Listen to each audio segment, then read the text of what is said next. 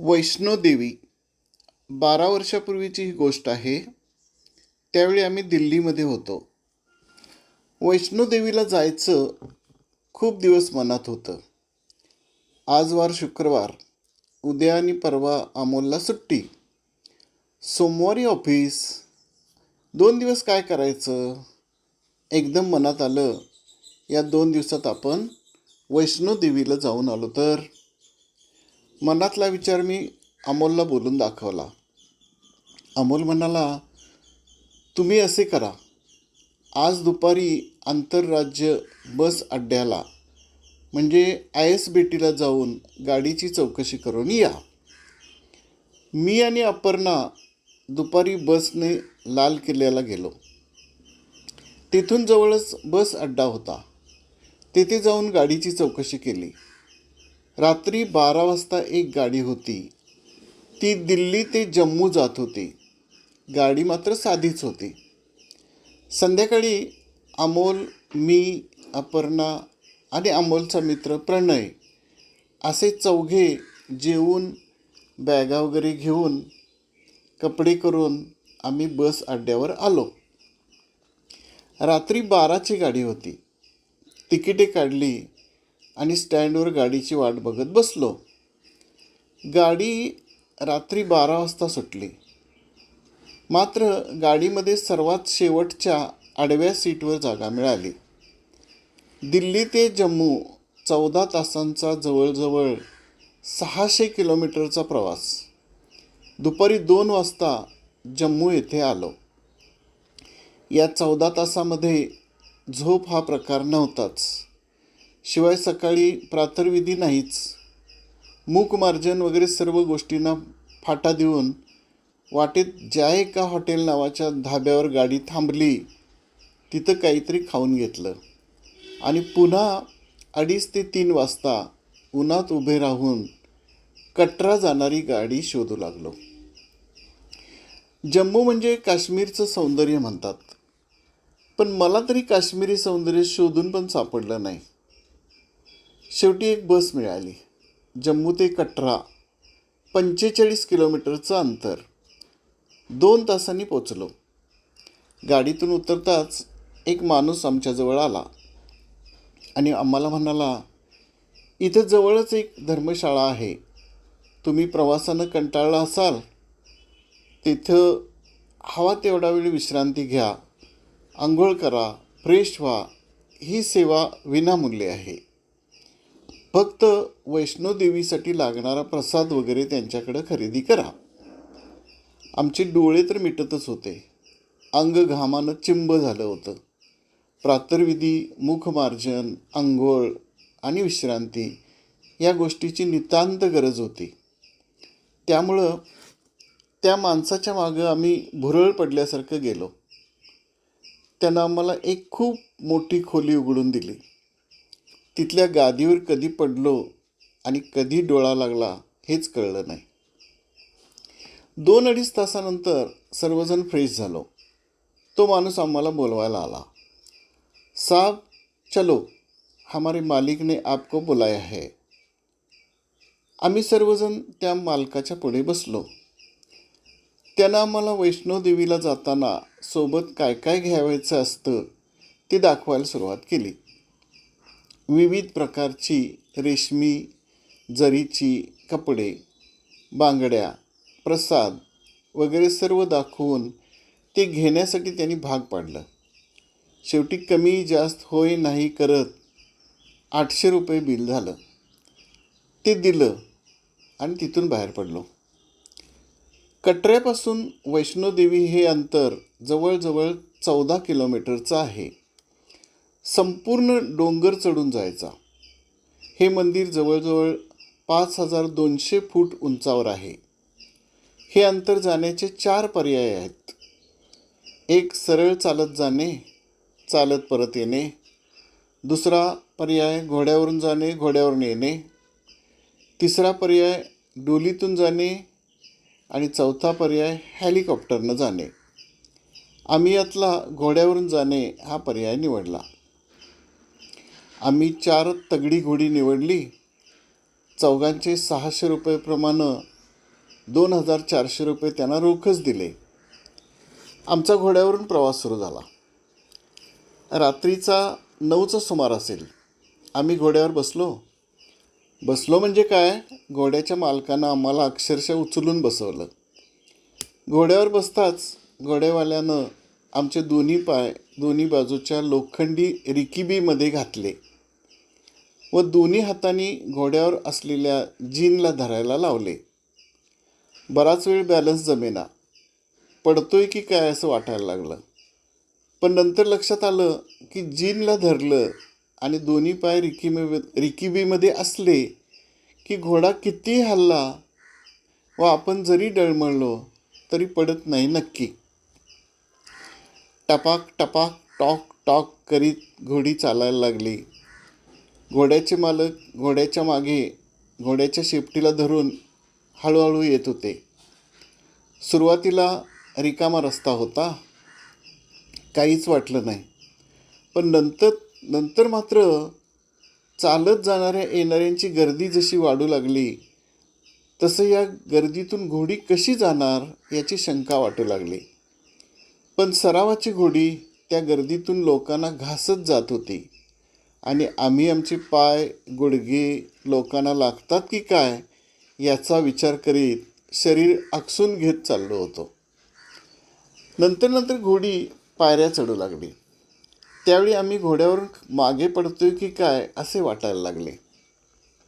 एक तर चढाचा रस्ता, शिवाय पायऱ्या आणि वळणे, एक बाजूला उंच डोंगर आणि दुसऱ्या बाजूला खोल दरी. सारखं वाटायचं घोड्याचा पाय निसटला की घोड्यासकट आम्ही दरीत कोसळणार. काही ठिकाणी तर लाईट अजिबात नव्हती. अंधार एखाद्या हॉरर चित्रपटातील प्रसंगाप्रमाणे वाटायला लागलं. आमच्या डोळ्याला रस्ता दिसत नव्हता. मी एकदा दोनदा घोड्याच्या मालकाला पुढे येण्यासाठी विनंती केली, पण त्यानं लक्ष दिलं नाही. त्याला रस्ता दिसत नाही अशी कल्पना पण दिली. तेव्हा तो म्हणाला, साबजी, आपको रास्ता दिखाई नहीं देता, लेकिन घोड़े को रास्ता दिखाई देता है. इसका ये हमेशा का रास्ता है. नंतर तर मान, खांदा, कंबर, पाठ दुखायला लागली. मध्ये एका विशिष्ट ठिकाणी घोडी थांबवली जायची व बॅगा आणि वस्तू तपासल्या जायच्या. आम्हा चौघाकडे प्रत्येकी एक बॅग होती. त्यातील एक बॅग आतील वस्तूच्या ओझ्यानं फाटली होती. त्या बॅगेला आम्ही टॉवेल बांधला होता. ती बॅग अमोलनं सांभाळली होती. ती बॅग घोड्यावर सांभाळताना अमोलची कसरत होत होती. साधारण 2 तासांनी त्यांनी घोडी एका विशिष्ट ठिकाणी थांबवली आणि ते म्हणाले, घोड्याला चंदी द्यायला हवी, तुम्ही पण विश्रांती घ्या, पेय वगैरे प्या. आम्ही कोल्ड्रिंक घेतलं. घोडेवाल्यांनी पिशवीमध्ये घोड्याचं खाद्य घालून घोड्यांच्या तोंडाला पिशव्या बांधल्या आणि आमच्याकडून ₹50 घेऊन पेय प्यायला गेले. तासाभराने आम्हाला त्यांनी पुन्हा घोड्यावर बसवलं आणि पुन्हा प्रवास सुरू झाला. घोड्यांचा वेग कमी झाला की ते खॅखॅक असा काहीतरी घोड्यासारखाच आवाज काढीत, शेपूट मुरगाळीत की घोडी पुन्हा पळायला लागत. शेवटी 12-1च्या सुमारास आम्ही वैष्णोदेवीच्या मंडपात आलो. सर्व बॅगा वगैरे लॉकरमध्ये ठेवल्या. मंदिरात जाताना चामडी वस्तू आत न्यावायच्या नसल्याने बेल्ट, बूट वगैरे लॉकरूममध्ये ठेवावे लागले. आम्ही दर्शनाची तिकीटं काढली. आत आलो. तासाभरात आम्ही वैष्णोदेवीपर्यंत पोचलो. पूर्वी देवीपर्यंत जायचा रस्ता अरुंद गुहेतून जात होता. त्या गुहेतून जाताना अक्षरशः सरपटत जावे लागत होते. अलीकडं तो जुना मार्ग बंद करून नवीन मार्ग चालू केला आहे. वैष्णोदेवीजवळ कोणत्या वस्तू ठेवायच्या आणि कोणत्या वस्तू परत आणायच्या हे लक्षातच राहिलं नाही. वैष्णोदेवीचं दर्शन घेतलं. हा हिंदू धर्मातील दुर्गा या देवीचा एक अवतार मानला जातो. जम्मू आणि काश्मीरमधील त्रिकुट पर्वत रांगेमधील ह्या मंदिराला दरवर्षी 1 कोटी भाविक भेट देतात. या देवीला उत्तरेकडे माता राणी या प्रचलित नावाने ओळखलं जातंय.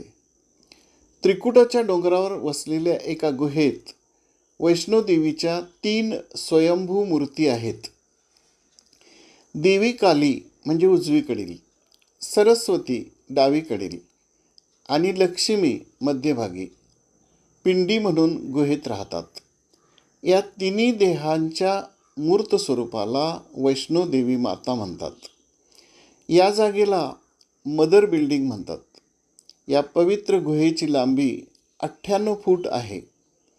या गुहेत एक मोठा व्यासपीठ बांधला गेला आहे. आईचे आसन व्यासपीठावर आहे, जेथे देवी त्रिकुटा तिच्या आई समवेत राहतात. दर्शन घेऊन बाहेर आलो आणि खायला काय मिळते काय पाहू लागलो. एके ठिकाणी 20 रुपये दराचे जेवणाचे पास मिळाले. पास देऊन जेवण घेतलं. ताटामध्ये पांढरा शुभ्र भात आणि राजमाची आमटी. शक्य आहे तेवढं खाल्लं आणि घड्याळाकडे पाहिलं. रात्रीचे 3 वाजले होते. आता मात्र परतणं आवश्यक होतं. झोपणं शक्यच नव्हतं. बॅगा ताब्यात घेतल्या आणि चपला बूट घालायला गेलो.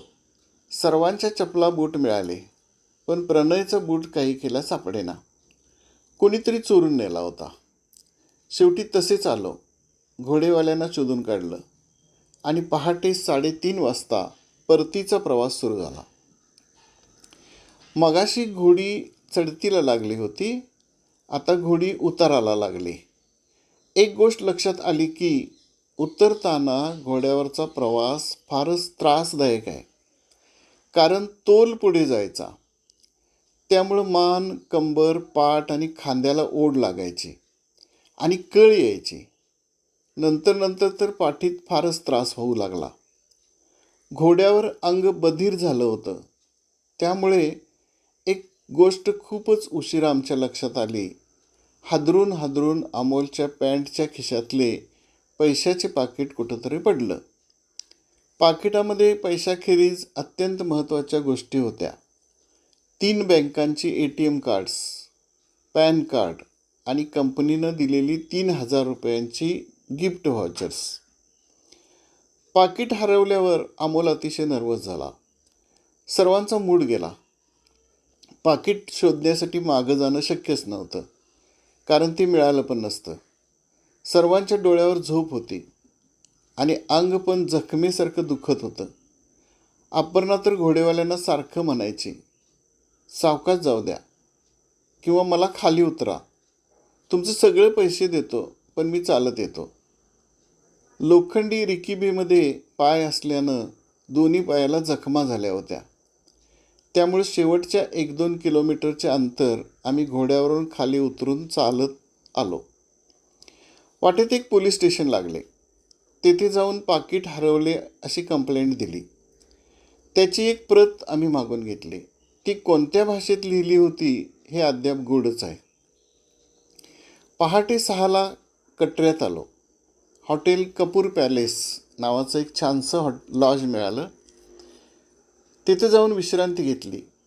तासाभरातच प्रणय उठला आणि आम्हाला म्हणाला, माझ्या पोटात खूप दुखत आहे. अमोल आणि प्रणय दोघांनी कपडे केले. डॉक्टरकडे जाऊन औषध घेऊन आले. डॉक्टरनी किडनी स्टोनचा त्रास असेल असं सांगितलं. बहुधा घोड्यावरील प्रवासामुळं स्टोन हल्ला असेल आणि त्यामुळं पोटात दुखत असेल असं ते म्हणाले. दरम्यान मी एक बॅग विकत घेतली. सर्व साहित्य नव्या बॅगेत भरलं. रात्री 7 वाजता आम्हाला एक कटरा ते दिल्ली स्लीपर कोच बस मिळाली.